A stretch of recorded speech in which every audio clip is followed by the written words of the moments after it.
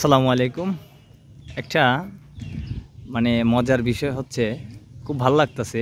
কিশোরগঞ্জের দিকে আসছিলাম। এটা হচ্ছে আপনার সাবেক রাষ্ট্রপতি আব্দুল হামিদ, ওনার বাসভবন। উনি যখন এখানে আসেন খুব ভাল লাগে কথাটা শুনে।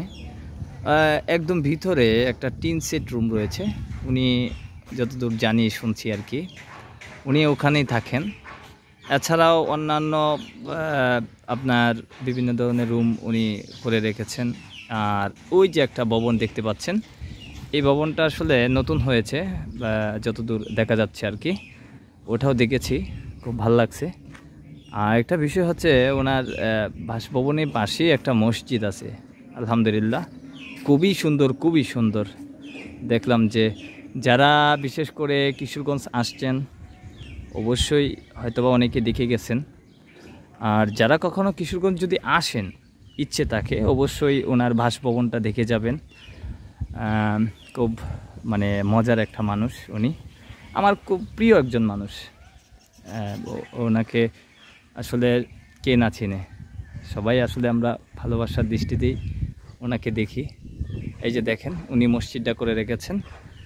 এখানে নামাজ আদায় করতে পারবেন। বিভিন্ন ধরনের গাছগাছালি রয়েছে, বসার জায়গা উনি করে রেখেছেন। এছাড়াও পাশে একটা ভবন দেখতে পাচ্ছি, ওটা কিসে জানি ভবন জানি না। তো সব মিলিয়ে বলতে গেলে একটা জিনিস যেটা হচ্ছে যে, আপনার এখানে এসে আপনার একটা অন্যরকম একটা ফিল হবে, যে আপনার যে একটা মনের একটা প্রশান্তি, সেটা আপনি খুঁজে পাবেন। আর বিশেষ করে আমরা যারা কিশোরগঞ্জবাসী রয়েছে, অবশ্যই আমরা এটা গর্বের সাথে বলতে পারি যে এই একটা মানুষ আমাদের এখানে আছেন। উনি এখন বর্তমানে সাবেক হয়ে গেছেন। উনি রাষ্ট্রপতি ছিলেন। তখনকার সময় আসলে ওনার অনেক ভিডিও আমরা দেখি ইউটিউবে।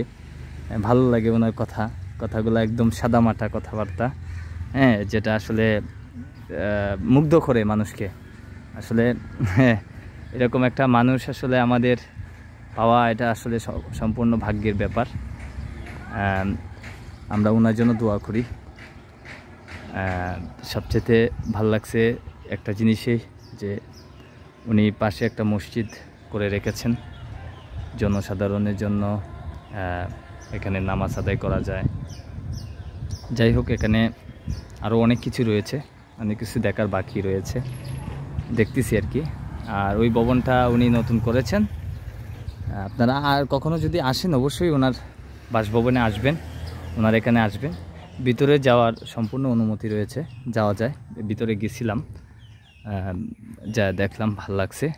আশেপাশে অনেক কিছুই রয়েছে, বসার জায়গাও উনি করে রেখেছেন। বিশেষ করে পর্যটক যারা রয়েছে, কখনো যদি ওনার এখানে আসেন, অবশ্যই ঘুরে যাবেন, ভালো লাগবে আপনাদের। জানি না এই গাছটার নাম কি, তবে গাছটা আজকে প্রথমেই দেখলাম, সত্যি কথা বলতে প্রথমেই দেখলাম। ভালো লাগবে, অবশ্যই আপনারা আসবেন।